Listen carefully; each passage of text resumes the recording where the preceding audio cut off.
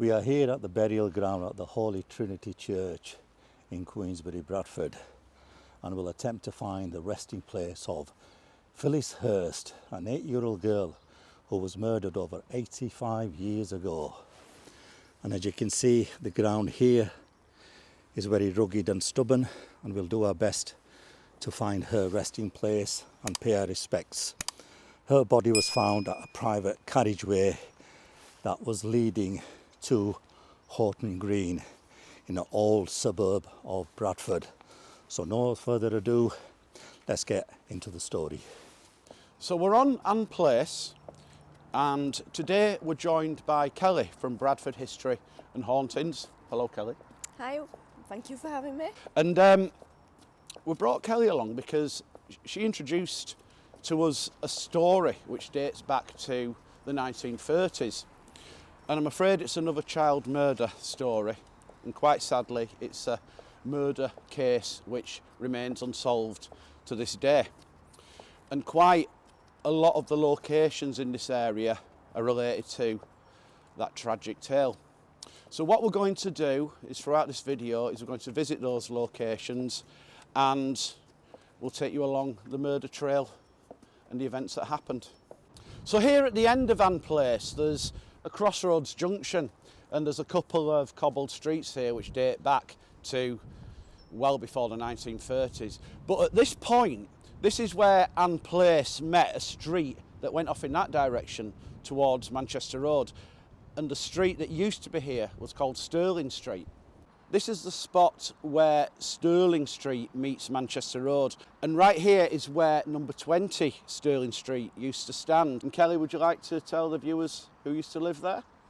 Yes, a little girl, Phyllis Hurst. She was 8 years old. She lived here with her mum and dad and 4 siblings.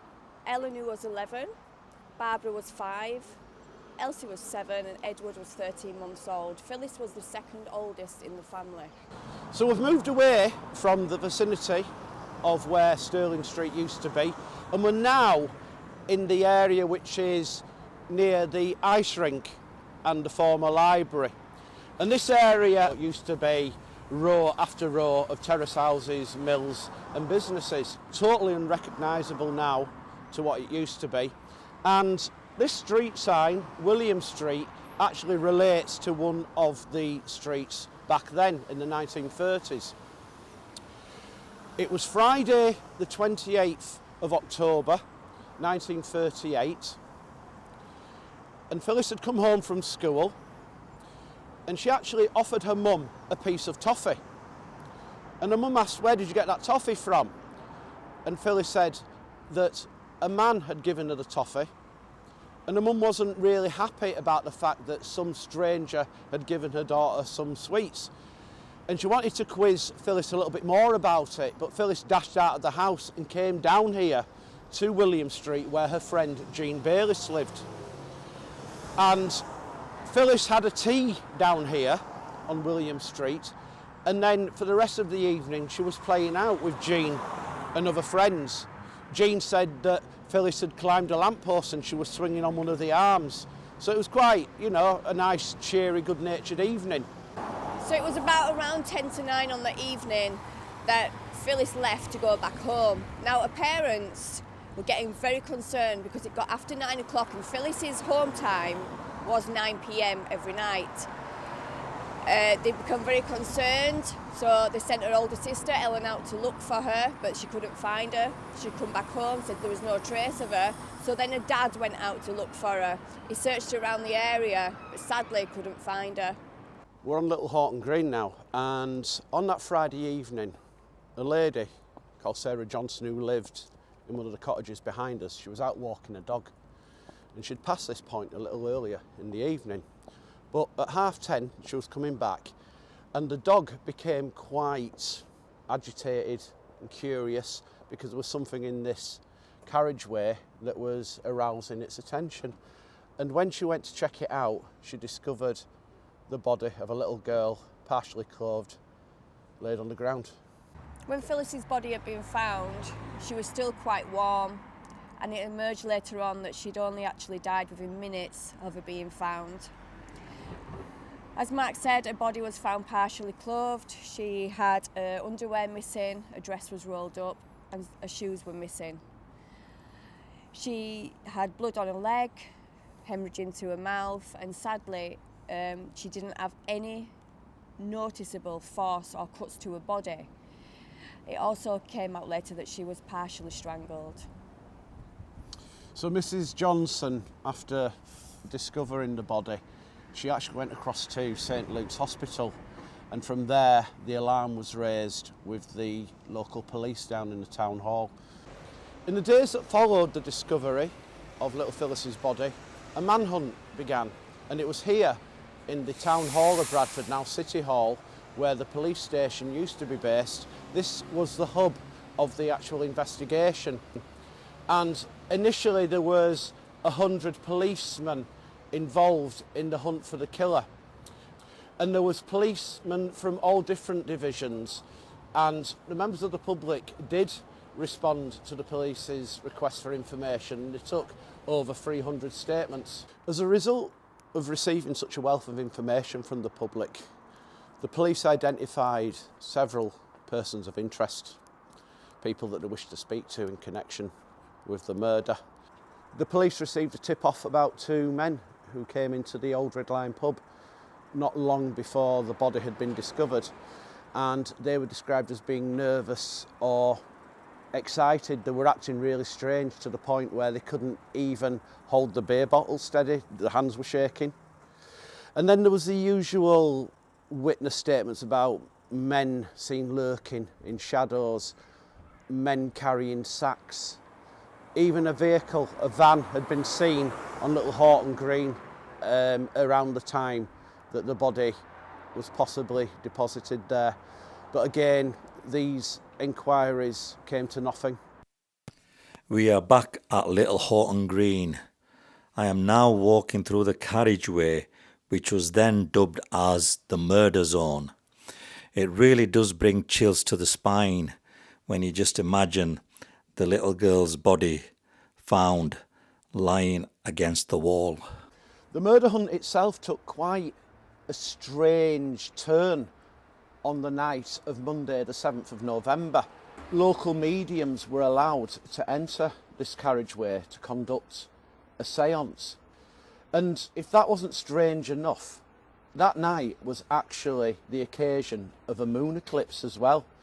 So at midnight there was a seance happening here, there was an eclipse in the sky, and there was hundreds of people observing the proceedings.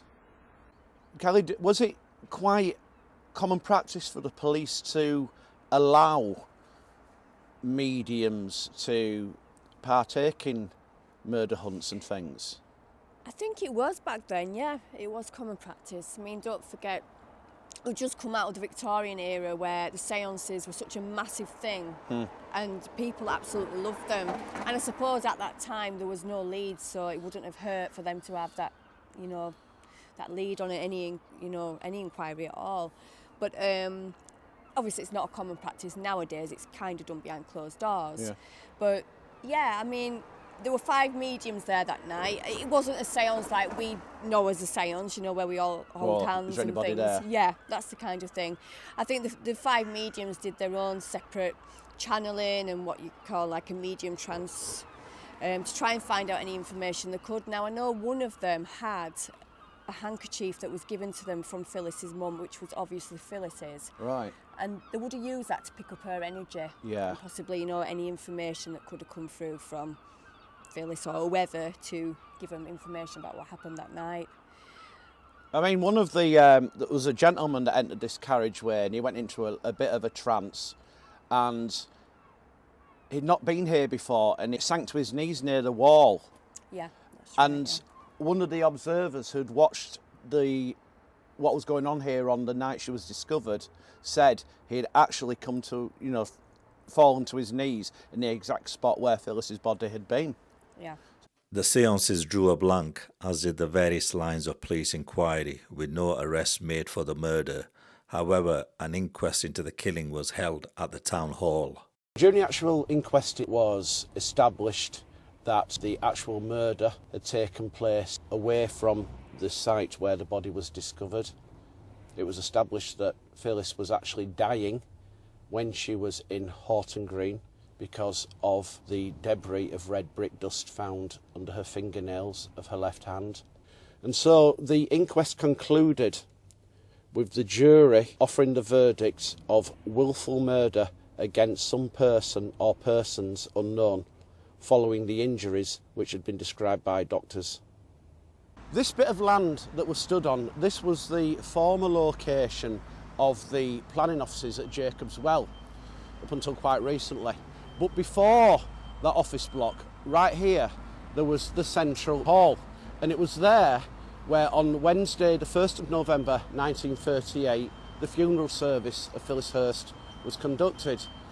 And 1 hour before the service began, there was actually a huge queue outside the church of mourners wanting to gain access. And the local press actually took photographs of the funeral procession, and the streets were absolutely jam-packed with local people. And Kelly, what was the makeup of people inside the Central Mission Hall for the funeral? Yeah, inside the church, there were mothers holding their babies that were sobbing. There were people standing side by side, rich and poor, that wouldn't normally come together, but it didn't matter the status that day. Every single person, no matter who you were, stood together in solidarity for Phyllis. The actual grief, I think, is best summed up in a photograph of the parents. Yes. The father, in particular, just looked absolutely broken by what had happened. So I think it's somewhere on here, so... Okay. Yeah. So is that one? Yep, this is the one. Here? Yep, this is it. Wow. G3.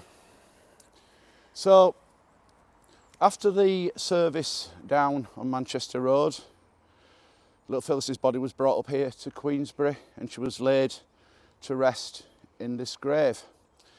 And I understand that she was joining some members of her family.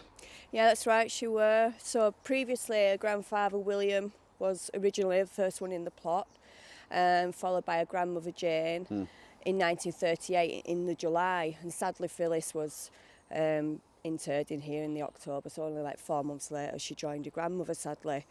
And then in 74 her auntie was then interred. Right. So it's a real family plot. They were all on the mother's side, Yeah. these, yeah. They're all on Emma's side, yeah.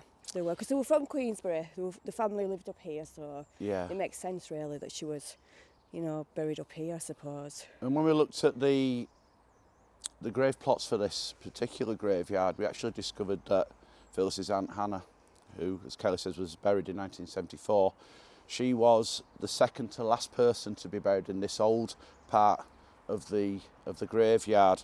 Her parents aren't in here, are they? No, her parents are buried down at Schoolmore, which is quite sad really. Well, they died in the 80s, so yeah, if they this did, yeah. was closed off to burials in the 70s, yeah. Absolutely, yeah. Yeah. So, as we said at the start of the video, very, very tragic circumstances, and if a child being taken and murdered in such a manner wasn't sad and tragic enough, the fact that whoever was responsible for such a despicable act, they were never brought to justice. And I think it's unlikely now, over 80 years later, that person will ever be brought to justice. Yeah. There was one development to the case after the funeral when the police started receiving letters from somebody stating that they were responsible for the crime, from somebody down in Cornwall. Yeah, Yeah. right, The police actually found that person. They established that he wasn't responsible, and he was also found to have severe mental health problems, and I believe he was institutionalised. So we've brought Phyllis some flowers today just to remember her, and just really from us here at Bradford Through the Lens and from the people from the city of Bradford, I'd just like to say rest in peace, Phyllis, and God bless you. And you're remembered. Well remembered.